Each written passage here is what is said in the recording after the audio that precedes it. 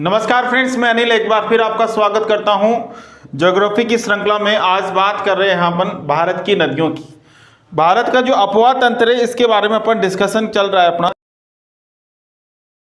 था कि भारत के अपवाह तंत्र में अपन ने तीन यहाँ पर ब्रह्मपुत्र और सिंधु नदी तंत्र यहाँ पर देखा है। आज जो अपन देखने वाले हैं वो देखने वाले हैं गंगा नदी तंत्र, और गंगा नदी के बारे में आज यहाँ पर डिस्कस करेंगे। और गंगा नदी का उद्गम कहाँ से होता है, कैसे कैसे होता है और किस प्रकार से होता है गंगा नदी का, तो पूरा का पूरा डायग्राम बनाऊंगा। कोई भी दिक्कत आए तो बताना भाई। चले आगे, ठीक है। तो यहाँ पर बिल्कुल एक एक चीज़ बताऊंगा, एक एक चीज़ का डायग्राम बताऊंगा और सारी चीज़ें बिल्कुल तरीके से बताऊंगा भाई। चलें, तो मेरे साथ के साथ आपको भी डायग्राम बनाना है, बिल्कुल साथ के साथ बनाते चलिए। और जो साथ के साथ नहीं बनाते चल जा सकते वो आराम से क्या करेंगे, देखते रहिए, समझते रहिए और फिर मैं आपको बनाने का मौका दूंगा। और जो बना सकते हैं वो बनाओ, ठीक है भाई। तो यहां से स्टार्ट करते हैं अपन। और सर इंक दे दो सर, ब्लैक इंक।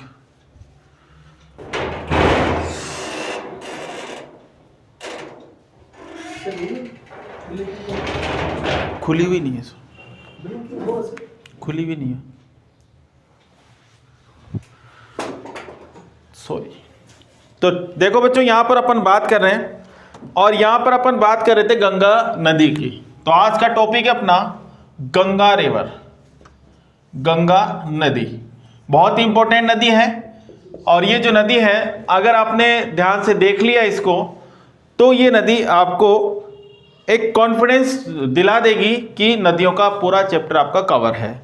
तो यहां पर अपन बात कर रहे हैं गंगा नदी की। तो गंगा नदी का उद्गम दो जगह से हुआ है। कितनी जगह से हुआ है? दो जगह से हुआ है, और वो हुआ है उत्तराखंड में।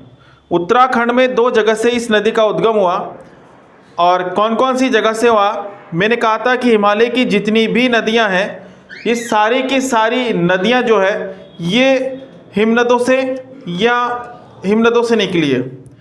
और हिमनदों से निकलने के कारण ये वर्ष भर बहती है, क्योंकि जब वर्षा का पानी आता है तो इन नदियों में मिलता है, ठीक है। और जब टेम्परेचर ज़्यादा होता है तो हिमनद पिघलता है और इन नदियों में पानी आता है। तो मेरे प्यारे बच्चों, दो जगह से गंगा नदी का उद्गम हुआ, एक तो यहां से हुआ और एक यहां से हुआ। इस जगह की मैं बात करूं तो गंगा नदी का उद्गम उत्तराखंड में हुआ। और उत्तराखंड में एक पहाड़ी है, उसका नाम है उत्तराखांसी की पहाड़ी। उत्तराखांसी की पहाड़ी, ये उत्तराखांसी की पहाड़ी के यहां पर एक हिमनद पाया जाता है। उस हिमनद का नाम है गंगोत्री हिमनद। इसे गंगोत्री हिमनद कहो या फिर इसको गोमुख हिमनद कहो, गोमुख हिमनद।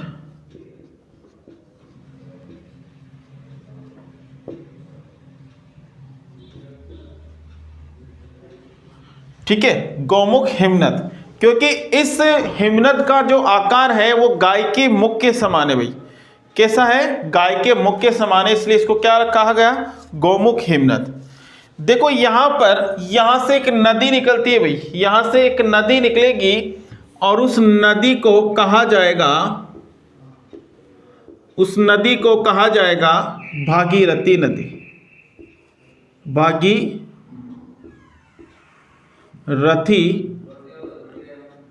नदी। और यहां से जो नदी निकलेगी वो नदी इस प्रकार से वो नदी कहलाएगी। और यहां पर जो हिमनद होगा उस हिमनद का नाम है संतोपत हिमनद। कौन सा हिमनद है भाई? संतोपत हिमनद। अब संतोपत हिमनद के बारे में पूछा जाए कि भाई संतोपत हिमनद कहां पर है, तो उत्तराखंड में। दोनों ही जगह उत्तराखंड में है। यहां से एक नदी आती है भागीरथी, और ये इस प्रकार से आगे की तरफ बढ़ती है भाई। और ऊपर से एक नदी आती है जिसका नाम है अलकनंदा नदी। अलकनंदा नदी। अलकनंदा नदी आगे की तरफ बढ़ेगी और इस प्रकार से ये नदी आगे की तरफ आती है। ये आ गई, ये आ गई और ये आके किस में जाकर मिल जाएगी भाई? ये आके मिल जाएगी भागीरथी नदी में। जहां पर मिलेगी उस स्थान को कहेंगे देवप्रयाग। क्या कहेंगे भाई? देवप्रयाग, देवप्रयाग। ठीक है भाई, यानी कि देवप्रयाग का निर्माण भागीरथी और अलकनंदा करती है। इधर से एक नदी और आएगी और ये है केदारनाथ, और यहां पर है बद्रीनाथ। केदारनाथ से एक नदी आती है भाई, और इस नदी का नाम है मंदाकिनी नदी। ये नदी आती है और ये नदी इस प्रकार से आगे की तरफ बढ़ती है और ये इस प्रकार से यहां पर आकर इसमें मिल जाती है। मंदाकिनी नदी का जल किस में गिर गया? अलकनंदा में, और एक प्रयाग, एक यहां पर प्रयाग बना, उसे कहेंगे नंद प्रयाग। कौन सा प्रयाग बना? नंद प्रयाग। इसी प्रकार से यहां से एक नदी आती है और ये नदी इसके अंदर मिल जाती है। ठीक है, और इस नदी का नाम है मंदाकिनी नदी। ठीक है, और जब यहां मिलती है, सॉरी, देखो यहां पर जब मंदाकिनी मिलेगी तो रुद्रप्रयाग बनेगा भाई। सॉरी, रुद्रप्रयाग। और जब मंदाकिनी मिलेगी तो यहां पर एक प्रयाग बनेगा जिसका नाम है नंद प्रयाग। कौन सा प्रयाग है? नंद प्रयाग। इसी प्रकार से जब अपन आगे चलते हैं तो यहीं पर एक और नदी आती है और उस नदी का नाम है पिंडारी नदी।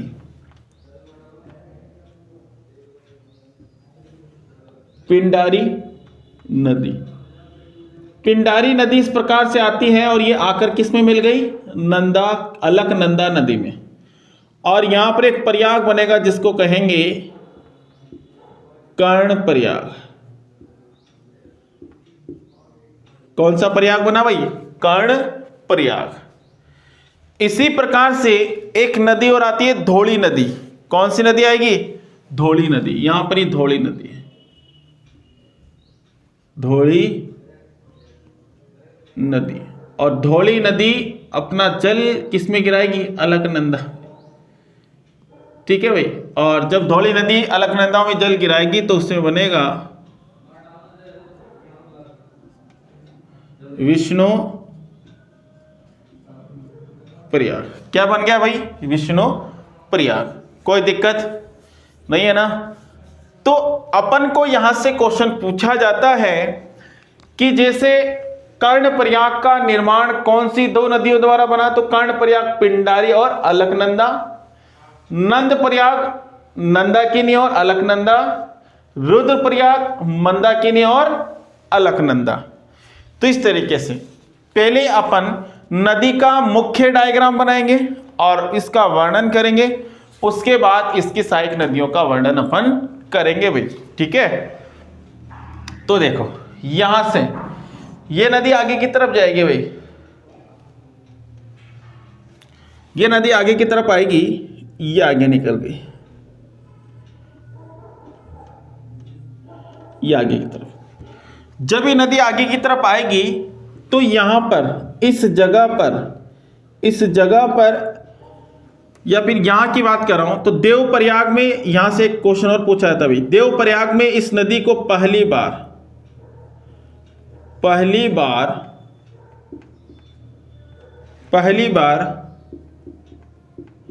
गंगा नाम दिया गया। पहली बार गंगा नाम दिया गया। ठीक है, चलें आगे। इसके बाद जब अपन चलते हैं, थोड़ी सी दूर और चलते हैं, तो यहां पर आता है ऋषिकेश।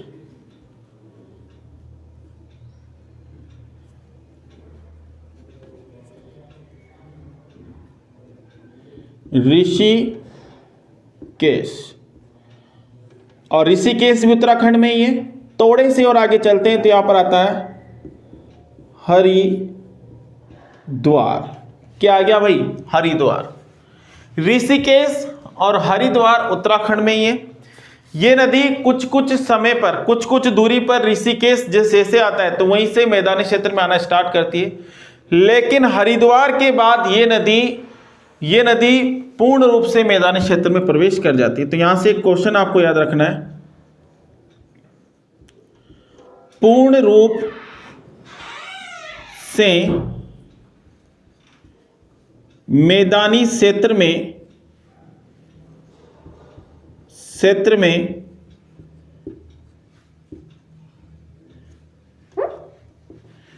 प्रवेश, पूर्ण रूप से मैदानी क्षेत्र में प्रवेश। तो पूर्ण रूप से मैदानी क्षेत्र में प्रवेश हरिद्वार के बाद आता है भाई। इसके बाद इस पर बहुत सारे शहर ऐसे स्थित है, जैसे कानपुर है, ठीक है, कन्नौज है, ये सारे के सारे शहर इसके ऊपर है। जैसे अगर मैं बात करूं, ये नदी आगे जाएगी, अब यूपी के अंदर प्रवेश करेगी भाई। कहां प्रवेश कर रही है? यूपी में। यहां पर इस पर एक शहर स्थित है कानपुर। इसके बाद में यहां पर गाजीपुर। कानपुर और गाजीपुर जो है वो इस नदी के तट पर बसे हुए, ठीक है। इसके बाद में अपन आगे चलते हैं तो यहां पर एक शहर और आता है जिसका नाम है कन्नौज। ये जो कन्नौज है ये इतिहास में याद किया जाता है इस नाम को। कन्नौज आपने सुना होगा, सुयोग्यता की कहानी सुनिए, जयचंद गैडवाल की जो लड़की थी। तो यहां से देखो जितने भी युद्ध हुए हैं इतिहास में, जितने भी लोग मारे गए सब किसके चक्करों में मारे गए? वो इनके चक्करों में मारे गए, ठीक है। तो ये कानपुर जो है इतिहास में भी इसको याद किया जाता है, इसका भी एक इतिहास है और यहां से भी क्वेश्चन पूछा जाता है, हिस्ट्री में आपको सर पढ़ाएंगे। चले भाई, इसके बाद में यहां से अपन आगे बढ़ते हैं तो यहां पर एक शहर आता है, बहुत फेमस शहर है भाई, और उस शहर का नाम है इलाहाबाद। क्या है मेरे भाई? इलाहाबाद। और यहां पर त्रिवेणी संगम का निर्माण होगा। किसका निर्माण होगा? त्रिवेणी संगम का निर्माण होगा। इसके बाद में जैसे आगे बढ़ेंगे तो यहां पर मोदी जी का चुनाव स्थल आएगा और वो है वाराणसी। क्या आ गया मेरे भाई? वाराणसी। थोड़ा सा और आगे चलते हैं इस प्रकार से, तो वाराणसी के बाद यहां पर आ जाएगा पटना, और पटना जो है वो बिहार की क्या है? राजधानी। इसी प्रकार से यहां पर एक शहर और आएगा बिहार का, कुशीनगर। कुशीनगर, देखो बहुत सारी जगह पर कुशीनगर को कुशेला नगर भी कहा गया, ठीक है। अब ये कुशीनगर के बाद में जैसे आगे बढ़ते हैं तो ये प्रवेश करेगी पश्चिम बंगाल में। कहाँ प्रवेश करेगी? पश्चिमी बंगाल में। और पश्चिमी बंगाल में यहां पर एक बांध बना हुआ भाई इसके ऊपर, और इस बांध का नाम है फरक्का बांध। इस फरक्का बांध की बात करूं तो ये पश्चिमी बंगाल में है और गंगा नदी पर है। फरक्का बांध से भारत में पहली बार जो ड्रिपिंग सिस्टम है, ठीक है, ड्रिपिंग इरिगेशन है, यानी कि बूंद बूंद सिंचाई परियोजना, पहली बार इस बांध से क्या की गई? शुरुआत की गई। यानी कि क्वेश्चन पूछा जाए कि कौन से बांध पर सबसे पहले बूंद बूंद सिंचाई परियोजना, ड्रिपिंग इरिगेशन स्टार्ट किया, तो कहां से? फरक्का बांध से। और कौन सी नदी पर? गंगा नदी पर। और कहां पर है? वेस्ट बंगाल में, ठीक है भाई। इसके बाद में ये जो नदी है, ये नदी दो धाराओं में बढ़ जाती है भाई, एक धारा हुगली और एक धारा पद्मा। ये पद्मा, और ये कौन सी है? हुगली। हुगली नदी जो है पश्चिम बंगाल में बहती बहती आगे बढ़ती है और पश्चिम बंगाल में एक स्थान है भाई यहां पर कोलकाता। कोलकाता शहर कौन सी नदी के तट पर है भाई? हुगली नदी के तट पर, हुगली नदी। इसके बाद में पद्मा, और ये अपना बांग्लादेश आ जाएगा। इधर से कौन सी नदी आती है? इधर से नदी आती है ब्रह्मपुत्र, जो मैंने आपको पढ़ा दी, और ये है जमुना। और मैंने वहां भी बताया था आपको कि जमुना के अंदर पद्मा जाकर गिर जाती है। और फिर इस प्रकार से यहाँ की पूरी स्टोरी मैंने आपको वहाँ बताई थी। फिर इधर से मेघना आती है, और ये मेघमा मणिपुर की मणि पहाड़ी से, और मेघना के रूप में फिर ये नदी किस में चल जाती है? बंगाल की खाड़ी में चली जाती है। और ये जो नदी है ये कोलकाता में इस प्रकार से वेस्ट बंगाल में बहती बहती ये भी बंगाल की खाड़ी में चली जाएगी। तो इस प्रकार से यहाँ पर ये पूरा का पूरा एक मुख्य डायग्राम है भाई। ये गंगा नदी का कौन सा डायग्राम है? मुख्य डायग्राम है। इसके बाद में इसके अंदर बहुत सारी मैं सहायक नदियां भी मिलाऊंगा और तब जाकर पूर्ण नदी ये बनेगी। लेकिन एक बार आप मुख्य डायग्राम समझ लो, फिर उसके बाद में अपन सहायक नदियों के बारे में भी चर्चा करेंगे। ठीक है, तो लिख लेते हैं अब इसको अपन। एक बार मैं समझा देता हूं आपको। देखो भाई, गंगा नदी पढ़ रहे हैं और गंगा नदी का उद्गम दो जगह से हुआ भाई। कितनी जगह से हुआ है? दो जगह से हुआ है। एक तो संतोपथ हिमनद उत्तराखंड से हुआ है, और एक उत्तराखासी की पहाड़ी उत्तराखंड से हुआ है, जहां पर गंगोत्री हिमनद या फिर गौमुख हिमनद है, यहां से भागीरथी के रूप में हुआ है, और यहां से अलकनंदा के रूप में हुआ है। अलकनंदा जो है, ये अलकनंदा नदी जो है ये आती है और इस प्रकार से आगे की तरफ बढ़ती है, और इधर से भागीरथी नदी आगे की तरफ बढ़ेगी। ठीक है भाई। और अलकनंदा और भागीरथी जो नदी है वो आकर मिलेगी देवप्रयाग नामक स्थान पर, जहां पर इस नदी को पहली बार गंगा के नाम से जाना गया। यहां पर कुछ प्रयाग भी बन रहे हैं। जैसे धौली नदी जब अलकनंदा में गिरती है तो विष्णु प्रयाग, पिंडारी नदी जब अलकनंदा में गिरती है तो कर्ण प्रयाग, और नंदाकिनी जब किस में गिरेगी? अलकनंदा में, तो नंद प्रयाग बना। मंदाकिनी नदी का जल किस में गिरेगा? अलकनंदा में, तो रुद्र प्रयाग बना। तो ये प्रयाग पूछ लेगा, और प्रयाग पूछकर आपसे पूछे कहेगा कि जैसे रुद्र प्रयाग निम्न में से कौन सी दो नदियां बनाती है? तो रुद्र प्रयाग अलकनंदा और कौन सी बनाती है? मंदाकिनी नदी। ठीक है। अब तक मैंने इस नदी को कहीं पर भी गंगा नाम नहीं दिया।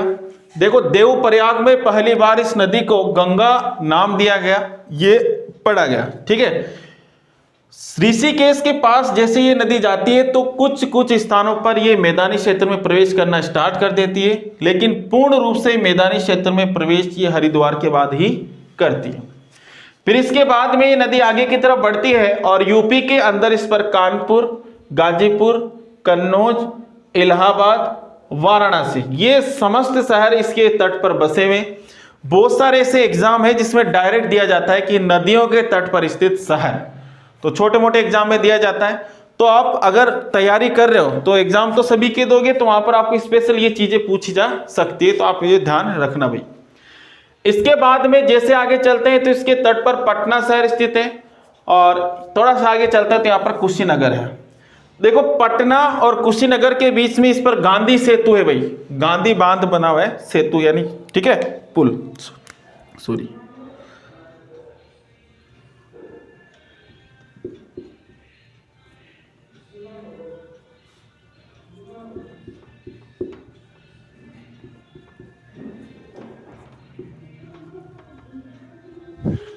ठीक है, तो गांधी सेतु है भाई बिहार के अंदर इसके ऊपर। ठीक है, उसके बारे में डिटेल से मैं आपको बताऊंगा। फिर इसके बाद में इस नदी पर फरक्का बांध बना है, जो कहां पर है? पश्चिमी बंगाल में। कहां पर है भाई? पश्चिमी बंगाल में। और ये बांध कहां पर है? पश्चिमी बंगाल में। तो आप इस डायग्राम को ऐसे कैसे बनाओ? पश्चिमी बंगाल में फरक्का बांध के बाद में ये दो भागों में बढ़ गई, पद्मा और हुगली में। और हुगली नदी के तट पर कोलकाता शहर स्थित है। स्टेट लेवल के या फिर सेंट्रल लेवल के जितने भी एग्जाम है सब में पूछा जाता है भाई गंगा नदी के बारे में। पिछली बार एनटीपीसी के अंदर इतना पूछा गया, इतनी बार मैंने एक क्वेश्चन देखा इसमें से, ये तट पर जो शहर है, बार बार देखा जा रहा था कोलकाता कौन सी नदी के तट पर है, हुगली नदी के तट पर है। ठीक है, अब देखो यहां पर ये मैदानी क्षेत्र में प्रवेश कर गई। अब मैदानों में भी अपन इसके ऊपर क्या कर सकते हैं, परिवहन कर सकते हैं। तो बच्चा यहां पर इलाहाबाद से हुगली तक यहां पर एक परिवहन बनाया गया, वाटर हाईवे 1 नंबर, और वाटर हाईवे 1 नंबर इलाहाबाद से हुगली तक है।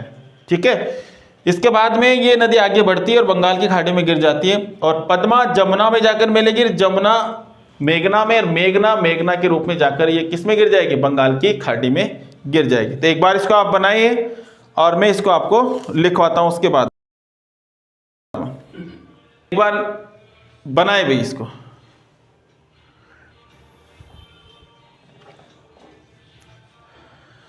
ये पूरा डायग्राम आपको बनाना आना चाहिए। अगर आपको बनाना आ गया तो फिर ये मानो कि आप इसको अच्छे से, बहुत अच्छे से आप कर सकते हो। ठीक है, तो इसकी सहायक नदियां याद करने में भी आपको आसानी रहेगी भाई। ठीक है, तो ये डायग्राम आपको बनाना ही पड़ेगा भाई। चलें, चलते हैं अपन आगे।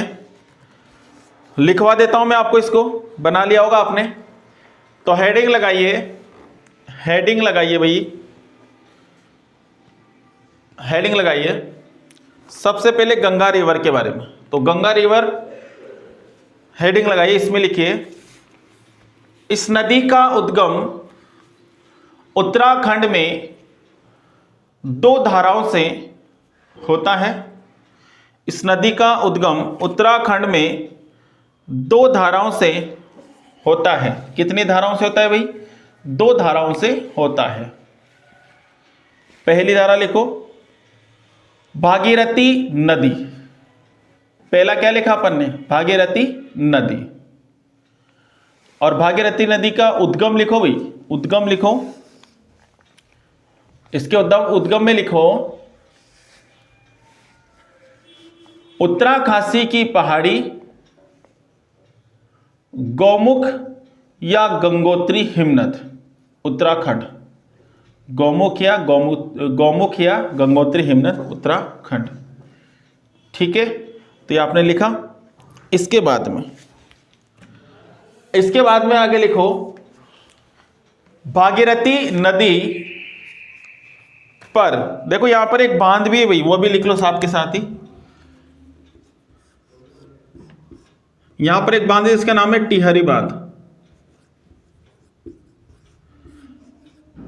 और इसके बारे में एक चीज लिखवाऊंगा मैं आपको कि इस बांध को बनाने का विरोध किया गया, और एक व्यक्ति था सुंदरलाल बहुगुणा। सुंदरलाल बहुगुणा, जो सुंदरलाल बहुगुणा था, इसने टिहरी बांध बनाने का विरोध किया। ठीक है, तो मैं एक चीज लिखवा देता हूं, एक लाइन, फिर उसके बाद में समझाऊंगा भाई क्यों विरोध किया। तो मैंने लिखवा रहा था कि भागीरथी नदी पर टिहरी बांध उत्तराखंड में स्थित है, उत्तराखंड में स्थित है।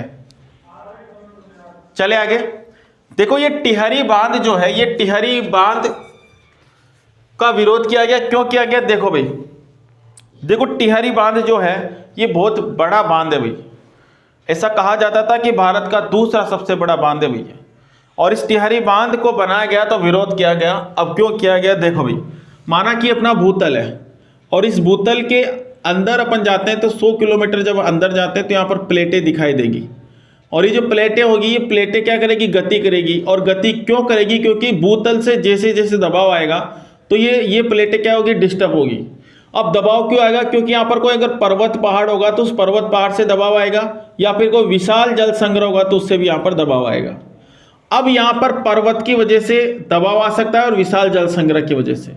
अगर अपन कहीं पर भी एक बहुत बड़ा बांध बना दे, यानी कि बहुत बड़ा जल का स्रोत बना दे, तो वहां पर भी दबाव बन सकता है।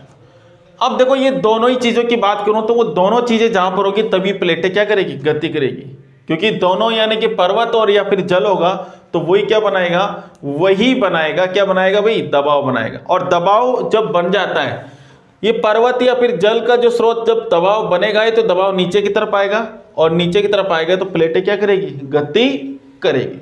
ठीक है भाई। अब ये प्लेटें जैसे ही गति करती है तो फिर क्या होगा कि प्राकृतिक आपदाएं आएगी। जैसे अगर मैं बात करूं तो भूकंप की बात कर रहा हूं मैं, तो भूकंप जो आता है वो ये प्लेटें जैसे इस प्रकार से गति करती है, एक ऊपर एक नीचे की तरफ, तो इस गति को कहते हैं रूपांतरण गति। रूपांतरण गति, ये रूपांतरण गति जो है ये इन प्लेटों में हो रही है। इन रूपांतरण गति में एक प्लेट ऊपर की तरफ जाती है और एक प्लेट नीचे की तरफ जाती है, और जब ऊपर की तरफ जाएगी नीचे की तरफ जाएगी तो इससे क्या होगी, इस गति से भूकंप आएगा भाई। यानी कि भूकंप वहां आएगा जहां पर रूपांतरण गति होगी भाई। ठीक है, अब देखो यहां पर अगर मैं बात करता हूं, यहां पर अगर मैं बात करूं बच्चे, तो यहां पर रूपांतरण, अब ये भूकंप वहां आएगा जहां जहां ये दबाव बनेगा। यानी कि पर्वतीय क्षेत्र कौन सा है अपना उत्तरी, जैसे हिमालय की बात कर रहा हूं, उत्तरी भारत में हिमालय है, तो हिमालय जहां पर है वहां पर क्या बनेगा, दबाव बनेगा, और दबाव बनेगा तो वहीं पर भूकंप आएंगे। यानी कि अपना भूकंपीय जोन कौन सा है, हिमालय। अब आप हिमालय के नीचे ही इतना बड़ा बांध बनाते हो, टिहरी बांध, तो फिर यहां पर जल का स्रोत होगा, यहां पर पहले ही पहाड़ है तो यहां पर भूकंप आ सकते हैं, और अगर इतना बड़ा बांध बनाओगे तो इससे भी क्या होगा, भूकंप आएगा। और जब भूकंप आएगा तो ये टिहरी बांध टूटेगा और फिर यहां पर जन और धन की हानि हो सकती है। ये बात किसने कही, सुंदरलाल बहुगुणा ने। तो बस आपको इतना सा ध्यान रखना है कि टिहरी बांध बनाने का विरोध किसने किया, सुंदरलाल बहुगुणा ने किया। तो यहां तक अपन आ चुके हैं। ठीक है, अब देखो यहां पर एक लाइन लिखो नोट बनाकर, अलकनंदा, सॉरी लिख लिया ना, दूसरा लिखो, दूसरा उद्गम अलकनंदा नदी, दूसरा उद्गम लिखो अलकनंदा नदी। और उद्गम कहां से हो रहा है, संतोपत हिमनद उत्तराखंड से। तो लिखो यहां पर, इस नदी का उद्गम संतोपत हिमनद उत्तराखंड से हुआ, संतोपत हिमनद उत्तराखंड से हुआ। ठीक है, फिर लिखो अलकनंदा नदी देवप्रयाग में भागीरथी नदी में मिल जाती है। अलकनंदा नदी देवप्रयाग में भागीरथी नदी में मिल जाती है।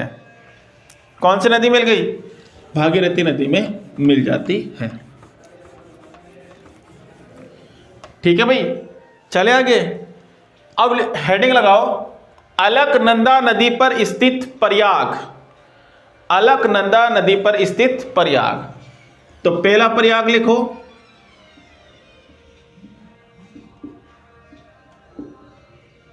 अलकनंदा प्लस भागीरथी नदी। अलकनंदा प्लस भागीरथी नदी मिली तो इससे कौन सा प्रयाग बना, देव प्रयाग, देव प्रयाग। दूसरी की बात करूं तो ये अलकनंदा प्लस मंदाकिनी, मंदाकिनी नदी मिली तो क्या बना, रुद्रप्रयाग, रुद्रप्रयाग। तीसरा अगर मैं बात करूं, अलकनंदा प्लस यहां पर नंदाकिनी मिली तो कौन सा बना, नंद प्रयाग। 4 नंबर की मैं बात करूं तो अलकनंदा प्लस पिंडारी नदी तो कौन सा बना, कर्ण प्रयाग। 5 नंबर की बात करें तो यहां पर अलकनंदा प्लस धौली नदी तो बना विष्णु प्रयाग।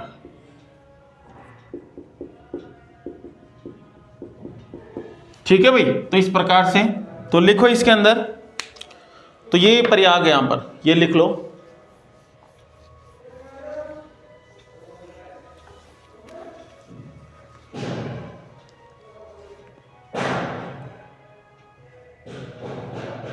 लिख लिया भाई।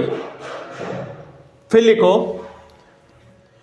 देखो देवप्रयाग में पहली बार गंगा नाम दिया गया, तो ये लाइन लिखो कि देवप्रयाग नामक स्थान पर, देवप्रयाग नामक स्थान पर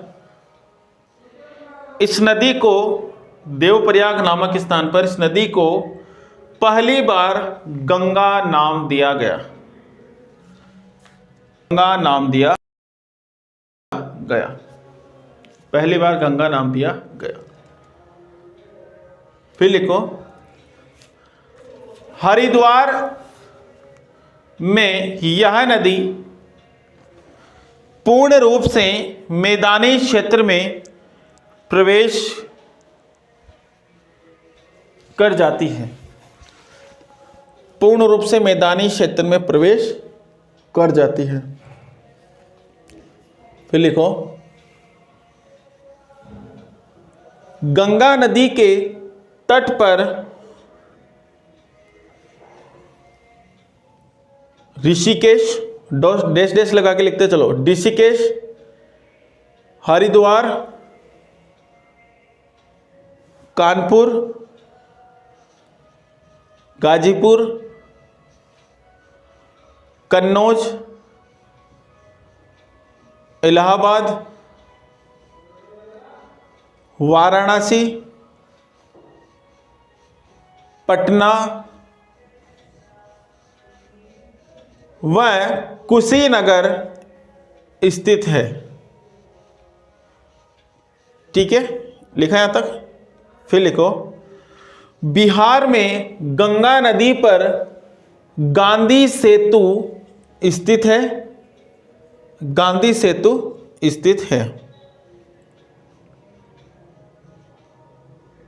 ठीक है भाई। फिर लिखो पश्चिमी बंगाल में इस नदी पर फरक्का बांध बना है, फरक्का बांध बना है, फरक्का बांध बना है। ठीक है भाई, फरक्का बांध बना है। फिर लिखो इसी के अंदर लिखो, एक लाइन लिखो, फरक्का बांध पर भारत में पहली बार बूंद बूंद सिंचाई परियोजना शुरू की गई, बूंद बूंद सिंचाई परियोजना शुरू की गई। ठीक है, लिख लिया यहां तक। अब देखो यहां पर अगर यहां पर अपन बात करते हैं तो यहां से दो भागों में बट रही है भाई। कितने भागों में बट रही है? दो भागों में बट रही है। तो लिखो यहां पर फरक्का बांध से यह नदी दो भाग में बट जाती है। फरक दो भाग में बट जाती है। पहली लिखो हुगली नदी, हुगली नदी, और इसमें लिखो यह नदी, हुगली नदी में लिखो यह नदी पश्चिमी बंगाल में बहती हुई बंगाल की खाड़ी में गिर जाती है, बंगाल की खाड़ी में गिर जाती है। ठीक है भाई। फिर लिखो हुगली नदी के तट पर, हुगली नदी के तट पर कोलकाता शहर स्थित है। कौन सा शहर स्थित है? कोलकाता शहर स्थित है। फिर लिखो दूसरी नदी लिखो पद्मा, पद्मा नदी लिखो भाई। और पद्मा नदी में लिखो कि यह नदी बांग्लादेश में जाके जमुना नदी में मिल जाती है। कौन सी नदी मिल गई? जमुना नदी में मिल जाती है और बंगाल की खाड़ी में गिर जाती है, बंगाल की खाड़ी में गिर जाती है। देखो यहां पर अगर मैं बात करूं तो ये पद्मा नदी और ये हुगली नदी के बीच में एक यहां पर डेल्टा बनता है भाई, उसे बोलते हैं सुंदर वन का डेल्टा। ये जो सुंदर वन का डेल्टा है भारत और बांग्लादेश में स्थित है, भारत और बांग्लादेश में स्थित है। ठीक है, तो लिखो इस पे एक लाइन लिखो, गंगा नदी और ब्रह्मपुत्र नदी के बीच में सुंदरवन का डेल्टा स्थित है, जो भारत व बांग्लादेश में स्थित है, जो भारत और बांग्लादेश में स्थित है। ठीक है भाई, भारत और बांग्लादेश में स्थित है।